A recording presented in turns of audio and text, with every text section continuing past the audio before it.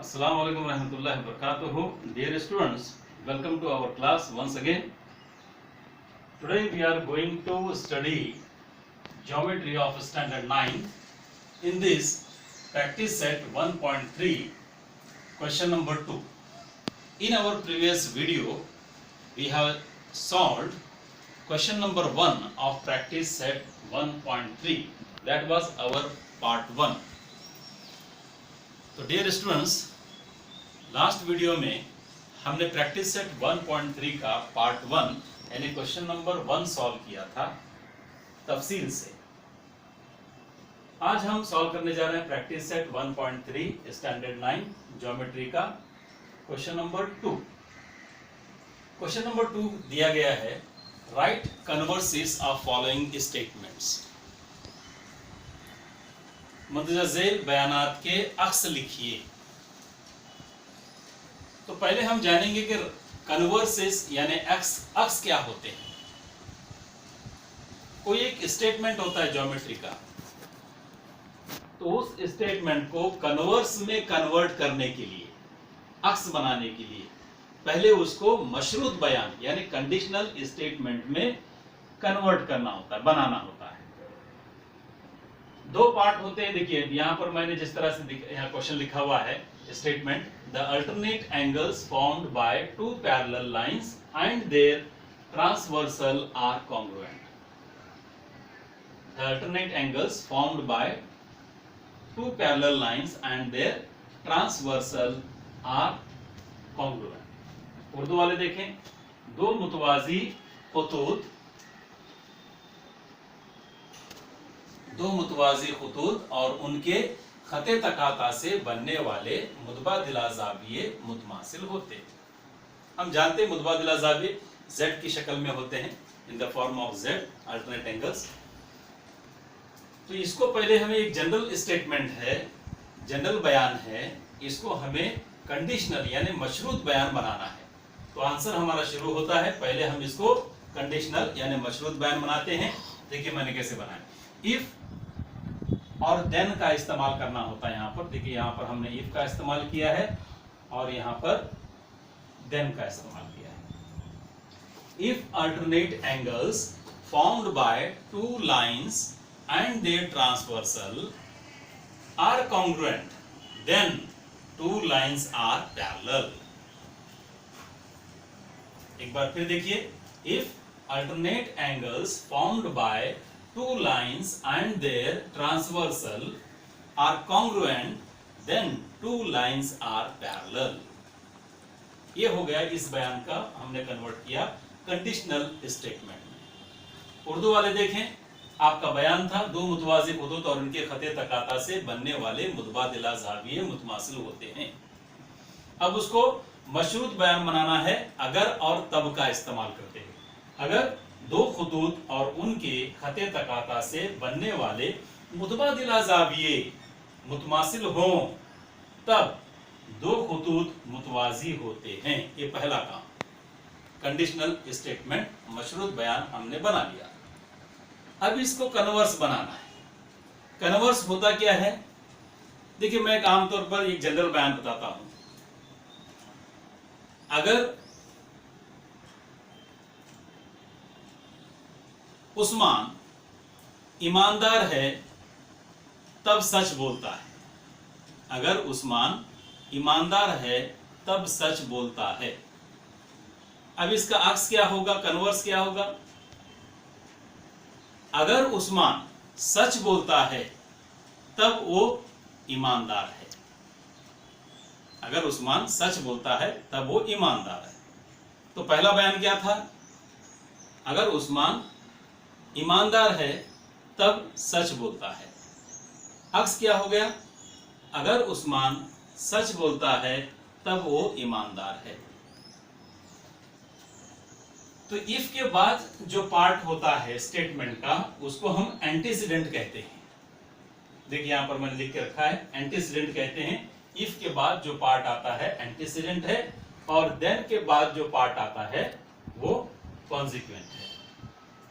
जब हम antecedent consequent को इंटरचेंज करते हैं इफ के बाद का बयान देन के बाद लाते हैं और देन के बाद का स्टेटमेंट इफ के बाद लाते हैं। अगर के बाद वाला बयान तब के बाद लाते हैं, तब के बाद वाला बयान अगर के बाद लाते हैं। देखिए अगर यहां पर है, तब यहां, तब वाले बात का बयान खुतूत मुतवाजी होते हैं, ये अगर के बाद आना चाहिए, और मुतबादिला ज़ावी मुतमासिल होते हैं, ये तब के बाद आना चाहिए। आंसर देखिए कैसे बनेगा, कन्वर्स कैसे बनेगा। Converse, if two lines are parallel then the alternate angles formed by these two lines are congruent। तो हमने एंटीसीडेंट और कॉन्सिक्वेंट को थोड़े बहुत वेरिएशन के साथ चेंज कर दिया। अगर इसको हम शॉर्टेस्ट बनाएंगे स्टेटमेंट को, तो क्या होगा, if lines are parallel then alternate angles are congruent. Urdu वाले देखें, अगर हम मशरूत बयान को मुख्तसर बनाते हैं तो ऐसा होगा कि अगर मुतबादिला ज़ाविये मुतमासिल हों तब खुतूत मुतवाजी होते हैं। अब देखिए अक्स कैसे तैयार हो रहा है। अगर दो खुतूत मुतवाजी हों तब उनके जरिए बनने वाले मुतबादिला ज़ाविये मुतमासिल होते हैं। अगर दो खुतूत मुतवाजी हों तब उनके जरिए बनने वाले मुतबादिला ज़ाविये मुतमासिल होते हैं। इस तरह से एक आम से बयान को मशरूत बयान बनाना, फिर मशरूत बयान को अक्स में तब्दील करना। First step, to convert the given general statement in conditional statement, then form converse of this conditional statement. ये था आपका question number 1। Question number main question number 2 का सब क्वेश्चन नंबर 1 था। Next we will move to question number 2 of question main question 2। Main question number 2 के सब question 2 को हम solve करने जा रहे हैं प्रैक्टिस सेट 1.3 के। देखिए क्वेश्चन नंबर 1 में जनरल स्टेटमेंट दिया हुआ था, उसको हमने कंडीशनल स्टेटमेंट बनाया, फिर उसका कन्वर्स तैयार किया। अब क्वेश्चन नंबर 2 में रेडीमेड हमको कंडीशनल स्टेटमेंट दिया हुआ है, मशरूत बयान दिया हुआ है। क्या दिया हुआ है, if a pair of the interior angles made by a transversal of two lines are supplementary then the lines are parallel.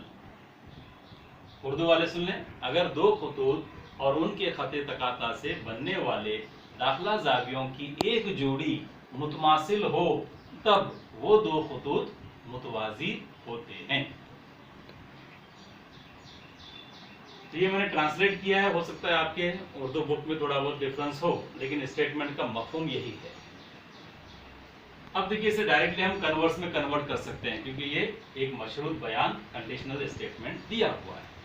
अब करना क्या है आपको, सिंपली इफ के बाद का स्टेटमेंट, ये इफ के बाद वाला स्टेटमेंट और ये देन के बाद वाला स्टेटमेंट, इसको इंटरचेंज करना। अगर के बाद वाला बयान और तब के बाद वाला बयान, तब के बाद वाले को अगर के बाद लाएंगे, अगर के बाद वाले बयान को तब के बाद लाएंगे।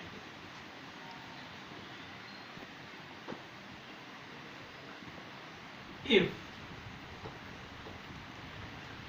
the lines are parallel, if two lines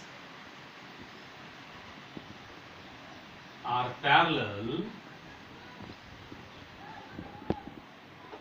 then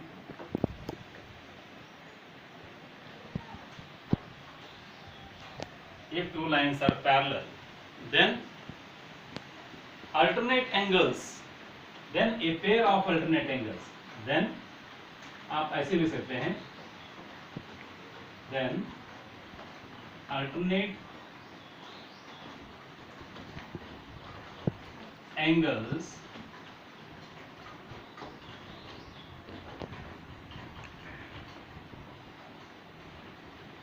formed by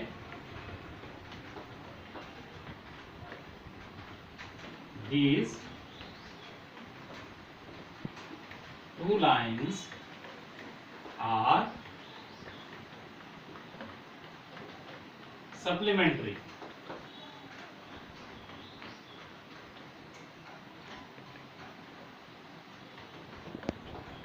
If two lines are parallel, then alternate angles formed by these two lines are supplementary. Supplementary means the sum will be 180 degree. Urdu वाले देखें, अगर के बाद अब कौन सा बयान आएगा, तब के बाद वाला बयान आएगा। अगर दो खुतूत मुतवाजी, अगर दो खुतूत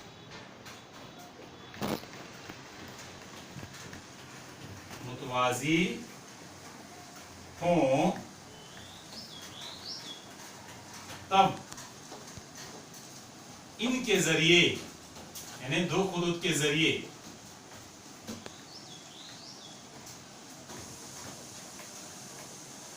बनने वाले मुतबादिला जाविये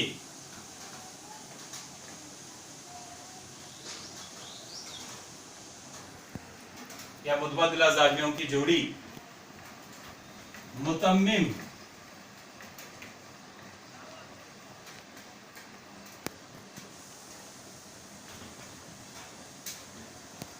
होते हैं।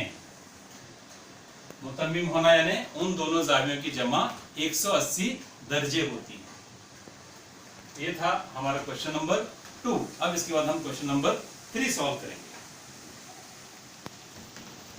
लेट्स मूव टुवर्ड्स सब question number 3 of main question 2 of practice set 1.3।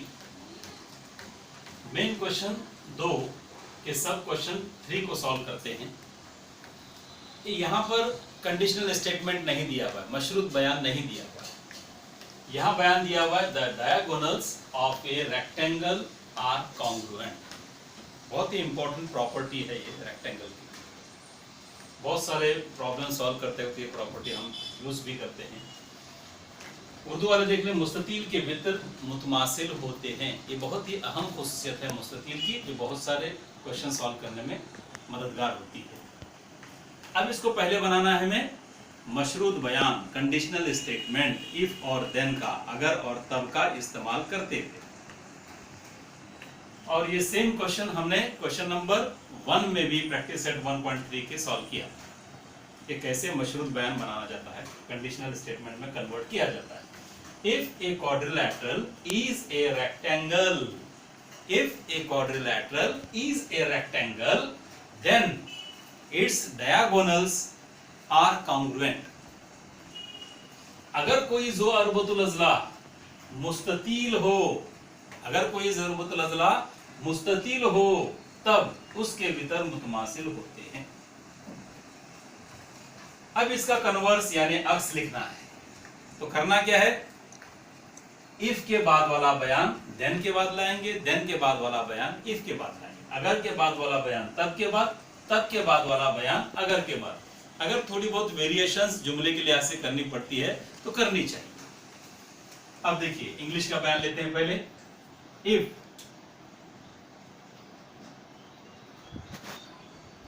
Diagonals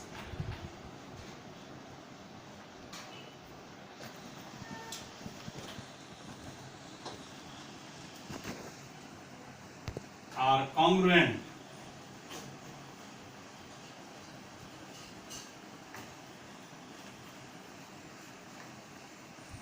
if diagonals are congruent, then quadrilateral is a rectangle, then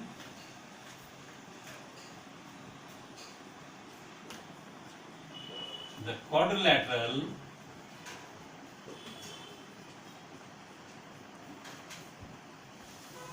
is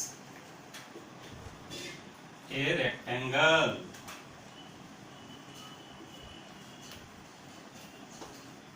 If diagonals are congruent, then the quadrilateral is a rectangle। Urdu वाले देख लें, अगर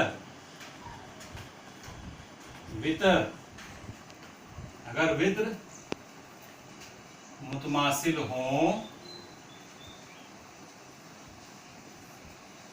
तब ज़ोरबतुल अज़ला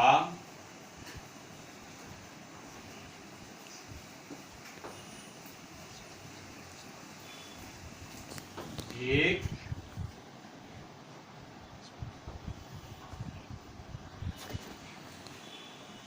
मुस्ततील होता है। बयान था मुस्ततील के वितर मुतमासिल होते हैं। मशरूत बयान बनाया गया, अगर कोई ज़ुरबतुल अज़ला मुस्ततील हो तब इसके वितर मुतमासिल होते हैं। फिर उसका अक्स लिखा गया, अगर वितर मुतमासिल हो तब ज़ुरबतुल अज़ला एक मुस्ततील होता है। General statement, the diagonals of a rectangle are congruent, converted into a conditional statement, that is, if a quadrilateral is a rectangle then its diagonals are congruent. Then we made converse of this conditional statement, that is, if diagonals are congruent then the quadrilateral is a rectangle. Okay, in this way we have completed practice set 1.3 totally by solving these three problems of main question 2. तो इस तरह से आज हमने practice set 1.3 के question number 2 के 3 सवाल हल किए हैं। उम्मीद है कि तफसील में आपको ये समझ आई होंगी। इसी तरह के आप सवाल प्रॉब्लम सेट से ढूंढकर भी सॉल्व कर सकते हैं। Thank you very much. Be healthy, stay at home, stay safe. अल्लाह हाफ़िज़।